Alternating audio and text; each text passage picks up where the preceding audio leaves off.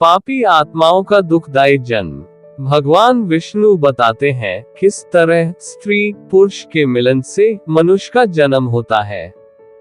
प्रसाव का 3 दिन के अंदर पाप आत्मा का शरीर बनना शुरू हो जाता है।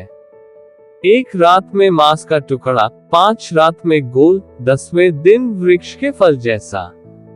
1 महीने में सिर टिल्डा, दूसरे महीने में हाथ और दूसरे हिस्से टिल्डा, तीसरे महीने में बाल, नाखून, हड्डी, लिंग टिल्डा, चौथे महीने तल पदार्थ टिल्डा, 5 महीने भूख प्यास टिल्डा, 6 महीने बच्चा दानी के बाएं ओर चला जाता है।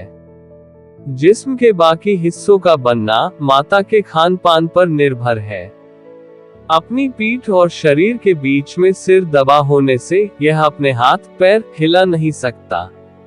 इस समय अलौकिक शक्ति से पिछले जन्मों में किए हुए कर्म याद आते हैं। 7वें महीने के आरंभ से उसे चेतना आनी शुरू होती है और वह गर्भ शाठाई में हिलना शुरू करता है। ईश्वर से विनती करता है, यदि मुझे यहाँ से बाहर निकालोगे तो मैं सदा आपके चरणों में पड़ा रहूंगा, लेकिन यदि मेरे पाप कर्मों से मुझे सदा दुख भोगने पड़ेंगे तो मैं कभी बाहर नहीं आना चाहता। गर्भाशय में 10 महीने से पड़े हुए उसकी पीड़ाओं को देखते हुए कृपालु भगवान उसको बाहर निकालकर उसका जन्म करवाते हैं। सिर नीचे जबरदस्ती बाहर निकाला हुआ पीड़ित अपनी समस्त यादों को खोकर नए वातावरण को देखकर शिशु के रूप में घबरा कर रोता है।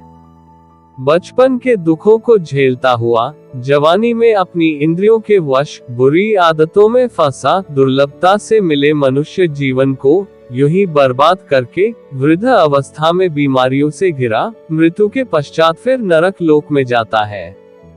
इस तरह बुरे कर्मों के जाल में फंसा मेरी प्रकृति से पापी कभी मुक्त नहीं होता।